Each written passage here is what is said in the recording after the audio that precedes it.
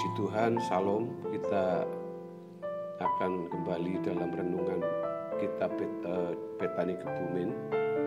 Hari ini kita akan berbicara tentang tidak memanjakan diri.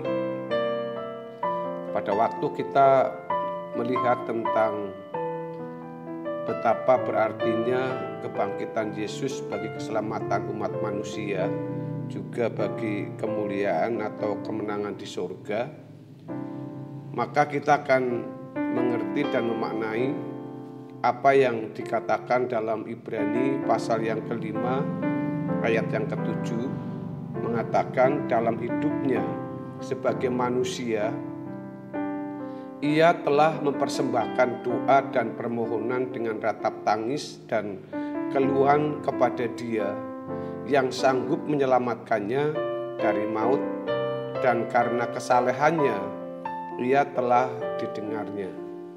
didengarkan maksud saya.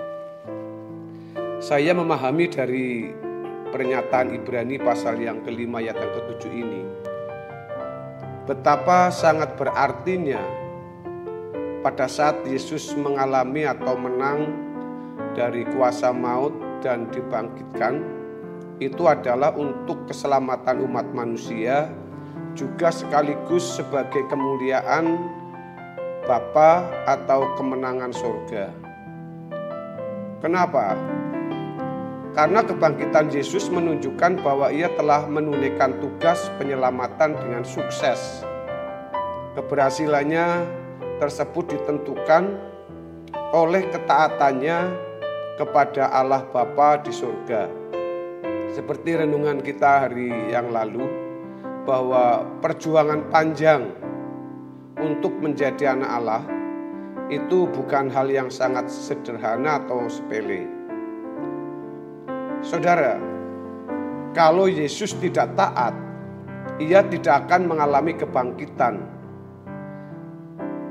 Ia tetap taat, maksud saya ia tetap ada dalam kubur, dalam kematian kekal. Dan kalau Yesus tidak dibangkitkan, tidak akan ada kebangkitan bagi kita.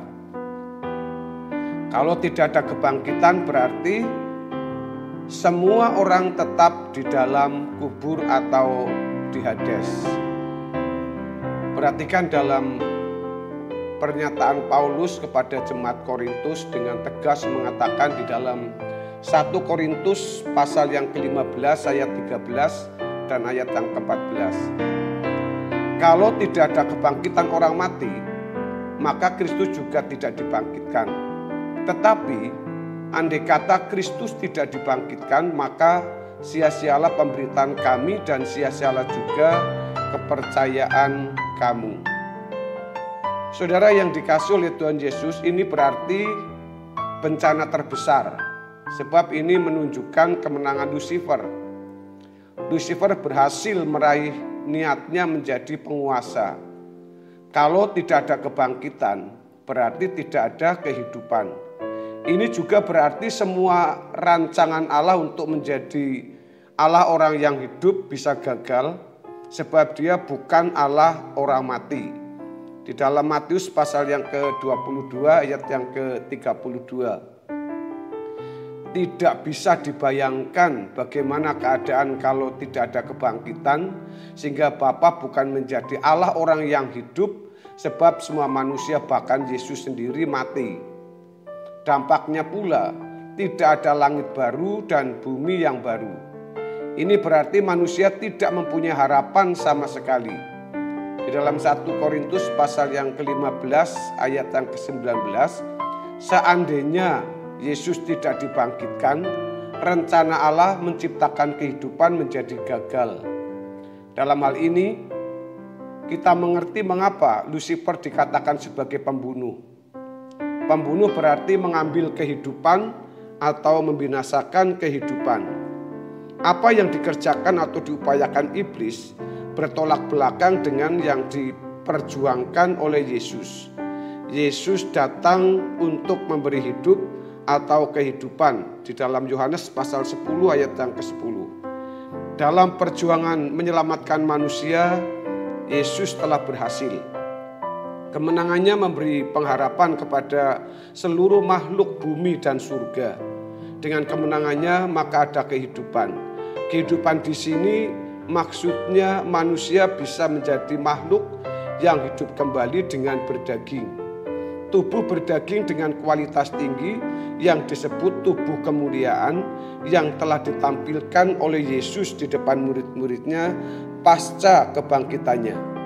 Kebangkitan inilah yang menjadi pengharapan Paulus sehingga ia rela menjalani apapun supaya ia beroleh kebangkitan. Di dalam Filipi pasal yang ketiga ayat yang ke-10 dan 11 mengatakan, yang kukehendaki ialah mengenal Dia dan kuasa kebangkitannya dan persekutuan dalam penderitaannya, di mana aku menjadi serupa dengan Dia dalam kematiannya, supaya aku akhirnya beroleh kebangkitan dari antara orang mati. Saudara-saudara yang dikasihi oleh Tuhan Yesus, rupanya kebangkitan dari antara orang mati adalah pengharapan kuat yang juga memotivasi Paulus menjadi hidup, menjalani hidup ini. Hal ini sesuai dengan apa yang juga ditulis oleh Petrus dalam suratnya, bahwa kita sebagai anak-anak Allah boleh beroleh hidup penuh dengan pengharapan. Di dalam 1 Petrus pasal 1 ayat yang ketiga sampai dengan ayat yang keempat. Pengharapan yang dimaksud Alkitab adalah pengharapan di kerajaan Tuhan yang akan datang.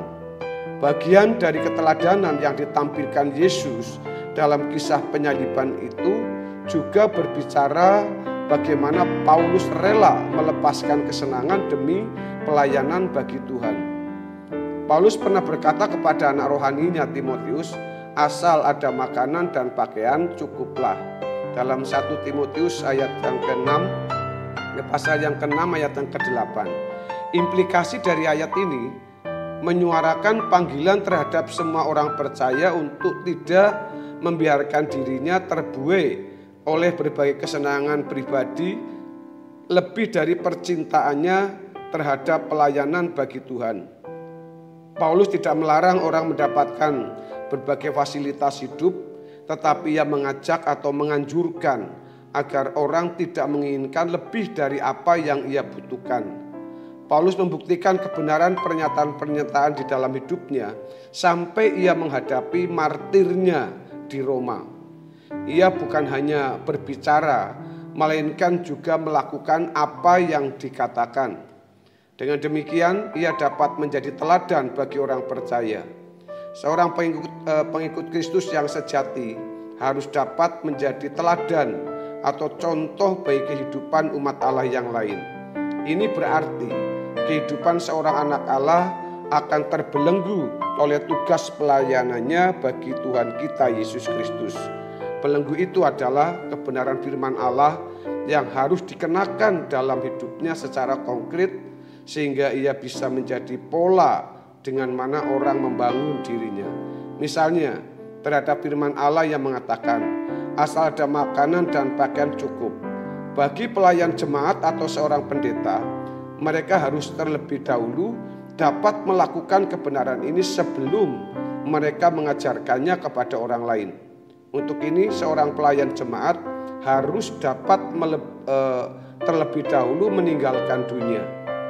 Dalam kehidupan setiap hari sebagai umat pilihan, kita harus memiliki toleransi atau fleksibilitas yang tinggi terhadap keadaan dunia sekitar.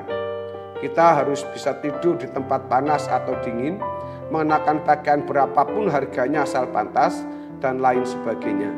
Kita tidak boleh memanjakan diri kita sendiri. Kita kalau memanjakan diri sendiri, saudara, maksud saya, kita tidak dapat menjadi pelayan Tuhan yang lentur atau fleksibel, beradaptasi dengan dunia sekitar. Harus diingat bahwa Yesus tidak memiliki tempat untuk meletakkan kepalanya. Ini berarti bahwa hal menikmati kesenangan harus ditinggalkan. Orang percaya harus berani tidak memiliki standar hidup seperti orang lain. Standar hidup kita adalah Yesus. Kita harus berani meninggalkan hidup dalam kewajaran seperti manusia lain. Ini bukan berarti membuat gaya hidup orang percaya menjadi nyentrik.